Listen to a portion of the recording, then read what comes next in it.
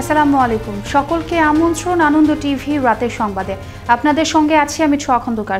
দীর্ঘদিন ধরে বিভিন্ন ডিজিটাল মাধ্যমে জঙ্গি মতাদর্শ ছড়ানো এক দম্পতি সহ 9 তরুণ তরুণীর একটি দল বৃহস্পতিবার র্যাবের কাছে আত্মসমর্পণ করেছে।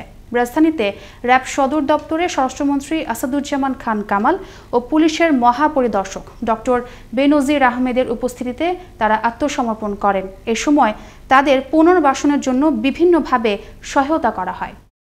জঙ্গি মতাদর্শ ছড়ানো এক দম্পতি সহ 9 তরুণ তরুণীর একটি দল বৃহস্পতিবার র্যাবের কাছে আত্মসমর্পণ করেছে। রাজধানীতে র্যাব সদর দপ্তরের স্বরাষ্ট্রমন্ত্রী আসাদুজ্জামান খান কামাল ও পুলিশের মহাপরিদর্শক ডক্টর বেনজির আহমেদের উপস্থিতিতে তারা আত্মসমর্পণ করেন। আত্মসমর্পণ উপলক্ষে নবদিগন্তের পথের শীর্ষক আয়োজিত এক অনুষ্ঠানে প্রধান অতিথি হিসেবে উপস্থিত ছিলেন স্বরাষ্ট্রমন্ত্রী আসাদুজ্জামান খান কামাল। এ সময় তিনি বলেন, সমূলে সন্ত্রাসবাদ উৎপাটনের বিশেষ কর্মপরিকল্পনা হচ্ছে আত্মসমর্পণকৃত জঙ্গিদের সমাজের স্বাভাবিক জীবনে পুনর্বাসন করা। শুধু জঙ্গি নয়, যারা ভুল পথে সন্ত্রাস যারা করেছিল, ওই যে চরমপন্থীরা কিংবা বনদস্যুরা, যারাই স্যারেন্ডার করেছে, মাননীয় প্রধানমন্ত্রী তাদেরকে রিহ্যাবিলিট করার জন্য পথ খুলে দিয়েছেন, সুযোগ করে দিয়েছেন।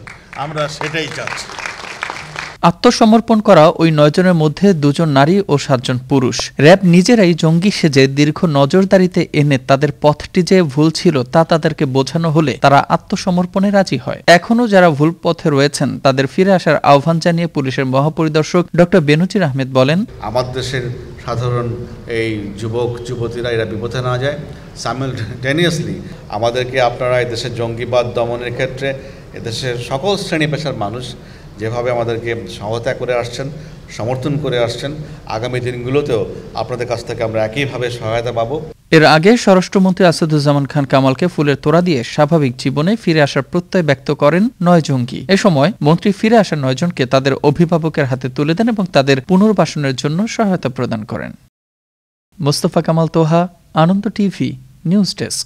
টেকনাফের নয়াপাড়া মোচনি নিবন্ধিত শরণার্থী ক্যাম্পে ভয়াবহ আগুনে প্রায় 5 শতাধিক ঘরবাড়ি পুড়ে ছাই হয়ে গেছে। এ ঘটনায় 15 থেকে 20 জন নারী পুরুষ আহত হওয়ার খবর পাওয়া গেছে। বুধবার গভীর রাতে টেকনাফ উপজেলার রিলা ইউনিয়নের নয়াপাড়া নিবন্ধিত শরণার্থী ক্যাম্পে অগ্নিকাণ্ডের এ ঘটনা ঘটেছে। রোহিঙ্গারা জানিয়েছেন, ই ব্লকের একটি বাড়ির গ্যাসের চুলা থেকে এ আগুনের সূত্রপাত হয়ে মুহূর্তে চারদিকে ছড়িয়ে পড়ে।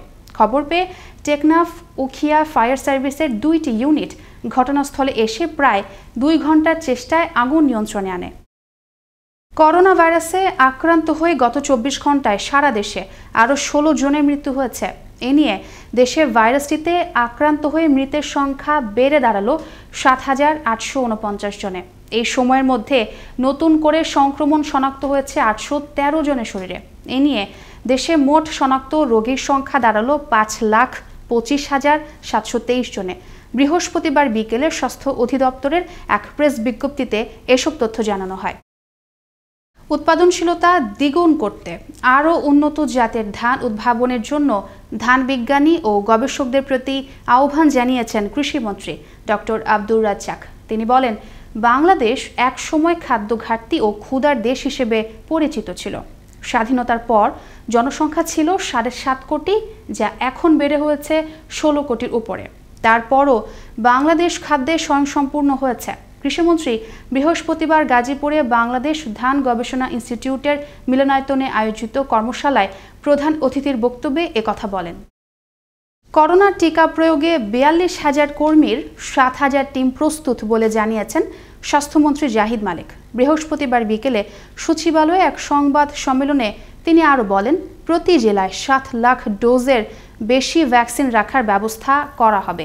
এছাড়া বিভিন্ন উৎস থেকে মোট 11 কোটি ডোজ টিকা পাওয়ার বিষয়টিও নিশ্চিত করেন মন্ত্রী।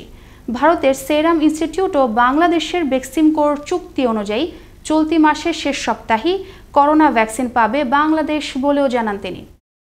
25-26 তারিখে বাংলাদেশে প্রথম লট আসার কথা। আমরা সেই লটটাকে নিয়ে যাওয়া, তার ব্যবস্থা করা এবং ট্রান্সপোর্টের ব্যবস্থা করা, স্টোরেজের ব্যবস্থা করা, সেটাও আমরা করেছি। সরকারের সামাজিক নিরাপত্তা ভাতার ৭৫% বিতরণ করবে নগদ। সামাজিক নিরাপত্তা কর্মসূচির ভাতা মোবাইল আর্থিক প্রতিষ্ঠানের মাধ্যমে সরাসরি উপকারভোগীদের কাছে প্রেরণ কার্যক্রমের বৃহস্পতিবার আনুষ্ঠানিক উদ্বোধন করেন প্রধানমন্ত্রী শেখ হাসিনা। সামাজিক নিরাপত্তা কর্মসূচি ভাতার ৭৫% টাকা বাংলাদেশ ডাক বিভাগের ডিজিটাল ফাইন্যান্সিয়াল সার্ভিস নগদের মাধ্যমে প্রদান করা হবে। সে অনুযায়ী মোট ৮৮,৫০,০০০ উপকারভোগীর ৭৬,১৩,০০০ উপকারভোগীকে টাকা পৌঁছে দেবে নগদ। হাইকোর্টের রায় অমান্য করে ঘরবাড়ি ভাঙচুর করার প্রতিবাদে গাজীপুর জেলা প্রশাসকের কার্যালয়ের সামনে মানববন্ধন কর্মসূচি পালন করেছে গাজীপুর সিটি কর্পোরেশনের ১৯ নম্বর ওয়ার্ডের শতাধিক ক্ষতিগ্রস্ত পরিবার। ক্ষতিগ্রস্ত পরিবারগুলোর অভিযোগ, রাস্তার জন্য জমি অধিগ্রহণ সহ ক্ষতিপূরণের ব্যবস্থা না করে জোরপূর্বক বাড়িঘর ভাঙচুর করছেন সিটি কর্পোরেশনের লোকজন। মানববন্ধন শেষে গণস্বাক্ষর সহ গাজীপুর জেলা প্রশাসকের নিকট একটি স্মারকলিপি প্রদান করা হয়। কুমিল্লা সদর দক্ষিণ উপজেলার দিশাপাড়া মাঠে সেনাবাহিনীর মিলিটারি ফার্মের ব্যবস্থাপনায় ফ্রি ভেটেরিনারি ক্যাম্পেইন উদ্বোধন করা হয়েছে। উদ্বোধনী অনুষ্ঠানে প্রধান অতিথি ছিলেন লেফটেন্যান্ট কর্নেল একেএম মঞ্জুর এলাহি। এ সময় মেজর কাজী ওমর ফারুক, ক্যাপ্টেন মিজানুর রহমান সহ সেনাবাহিনীর ঊর্ধ্বতন কর্মকর্তারা উপস্থিত ছিলেন। ক্যাম্পেইনে খামারিদের গবাদি প্রাণী লালন পালনে উৎসাহ প্রদান করে দিনব্যাপী প্রায় কয়েক হাজার গবাদি প্রাণীকে টিকা সহ ঔষধ সহ চিকিৎসা সেবা দেওয়া হয়। কুমিল্লা নগরীর বিভিন্ন জায়গার ফুটপাত থেকে অবৈধ স্থাপনা উচ্ছেদে টানা অভিযান পরিচালনা করছে কুমিল্লা জেলা প্রশাসন। বুধবার নগরীর নিউ মার্কেট এলাকা থেকে অবৈধ স্থাপনা উচ্ছেদে কাজ করছে নির্বাহী ম্যাজিস্ট্রেটগণ ও সিটি কর্পোরেশনের সমন্বিত দল। নির্বাহী ম্যাজিস্ট্রেট আবু সাইদ চৌধুরী বলেন, জেলা আইন শৃঙ্খলা কমিটির সিদ্ধান্ত মোতাবেক নগরীর ফুটপাত দখলমুক্ত করতে ১ মাসব্যাপী অভিযান অব্যাহত আছে। সড়ক নাকি মৃত্যুপুরী, এমনই প্রশ্ন পথযাত্রীদের। দুর্ঘটনাপ্রবণ এলাকার লিখাটি ঝুলছে সড়কের পাশের বিলবোর্ডে, তবুও কমছে না দুর্ঘটনা। বলছি ভৈরব টু কিশোরগঞ্জ আঞ্চলিক মহাসড়কের কথা। স্থানীয়দের দাবি, সড়কটি পরিকল্পিতভাবে তৈরি ও মেরামত করা গেলে কমবে দুর্ঘটনা। এ ব্যাপারে দাবি সম্বলিত স্মারকলিপি ও নানা কর্মসূচি পালন হলেও নেওয়া হয়নি কোনো পদক্ষেপ। বিস্তারিত দেখুন কিশোরগঞ্জের কটিয়াদি প্রতিনিধি ওবায়দুল্লাহ আকন্দের তথ্য ভিডিওচিত্রে ডেস্ক রিপোর্ট। কিশোরগঞ্জের কটিয়াদি উপজেলার বুক চিরে চলমান ভৈরব টু কিশোরগঞ্জ আঞ্চলিক মহাসড়ক। অপরিকল্পিত সড়ক ও অবৈধ যানবাহন এবং অদক্ষ ড্রাইভারদের দৌরাত্বে নিত্য নৈমিত্তিকভাবেই ঘটছে দুর্ঘটনা। স্থানীয়দের কাছে সড়কটি মৃত্যুপুরী নামেই পরিচিত হয়ে গেছে। অল্প কিছুদিনের ব্যবধানে কটিয়াদি হতে মধ্যপাড়া ১০ কিলোমিটার সড়ক এলাকায় সড়ক দুর্ঘটনায় প্রাণ হারিয়েছে ১০ থেকে ১৫ জন, পঙ্গুত্ব বরণ করেছে অর্ধশতাধিক। এক্ষেত্রে রোড ডিভাইডার না থাকা, ফিটনেসবিহীন যানবাহন ও অদক্ষ চালকদের দুষছেন সচেতন মহল। অত্যন্ত ব্যস্ততম রাস্তা, এলাকাবাসী সহ বিভিন্ন সামাজিক ও স্বেচ্ছাসেবী সংগঠন নিরাপদ সড়কের দাবিতে মানববন্ধন, গণদোয়া এবং সংশ্লিষ্ট দপ্তরে নিয়মিতই দৌড়ঝাঁপ করেছেন। তবুও টনক নড়ছে না সংশ্লিষ্ট প্রশাসনের, এমনটি অভিযোগ করেছেন ভুক্তভোগীরা। রাস্তাটার মধ্যে 2 দিন পর পর ওই অ্যাক্সিডেন্ট হয়, দেখার কেউ নাই। রাস্তার মাঝে প্রতিদিনই একটা না একটা অ্যাক্সিডেন্ট হয়, আর অনেক মানুষের কেউ হাত ভাঙছে, কেউ পা ভাঙছে, কেউ মাথা পাড়ছে। চলমান সড়ক দুর্ঘটনা বিষয়ে কথা বলতে রাজি হননি সড়ক ও জনপথ বিভাগের কোনো কর্মকর্তা। প্রধানমন্ত্রীর নেতৃত্বে যোগাযোগ ব্যবস্থার ব্যাপক উন্নয়ন হলেও দক্ষ চালক তৈরিতে এখনও আসেনি কোনো উদ্যোগ। তাই সরকারের সংশ্লিষ্টতায় দক্ষ চালক তৈরি করে সড়ক বিভাগের শৃঙ্খলা ফিরিয়ে আনবে, এমনটাই প্রত্যাশা সবার। তরিকুল ইসলাম, আনন্দ টিভি, ন্যাশনাল ডেস্ক। পটুয়াখালীর বাউফলে লঞ্চের ধাক্কায় নৌকাডুবিতে নিখোঁজ জেলের লাশ উদ্ধার করা হয়েছে। 4 দিন পর বৃহস্পতিবার বাউফল উপজেলার ধুলিয়া লঞ্চ ঘাট এলাকার তেতুলিয়া নদী থেকে তার লাশ উদ্ধার করা হয়।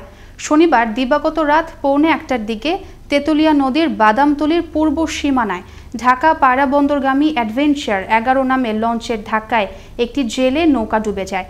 বাউফল থানার ওসি লাশ উদ্ধারের সত্যতা নিশ্চিত করে বলেন, এ বিষয়ে আইনানুগ প্রয়োজনীয় ব্যবস্থা নেওয়া হবে। কুমিল্লায় 4 দফা দাবিতে মানববন্ধন ও বিক্ষোভ করেছে সরকারি ও বেসরকারি পলিটেকনিকের শিক্ষার্থীরা। বৃহস্পতিবার নগরীর কোটবাড়ি এলাকায় কুমিল্লা পলিটেকনিক ইনস্টিটিউটের সামনে এ কর্মসূচি পালন করা হয়। পরে বিক্ষোভ মিছিল সহকারে ঢাকা চট্টগ্রাম মহাসড়কের কোটবাড়ি নন্দনপুর বিশ্ব রোড এলাকা অবরোধ করে শিক্ষার্থীরা। এ সময় উভয় দিকে প্রায় 5 কিলোমিটার এলাকা জুড়ে যানজট সৃষ্টি হয়। পরে প্রশাসনের আশ্বাসে শিক্ষার্থীরা অবরোধ তুলে নিলে যান চলাচল স্বাভাবিক হয়ে আসে। এই ছিল এখনকার মতো। করোনা থেকে আপনি এবং আপনার পরিবারকে সুরক্ষায় রাখতে সরকারি নির্দেশনা মেনে চলুন। আনন্দ টিভির সর্বশেষ সংবাদ এবং বিনোদন সবার আগে দেখতে ভিজিট করুন www.facebook.com/AnondoTVBD এই পেজে। ধন্যবাদ সকলকে, শুভরাত্রি।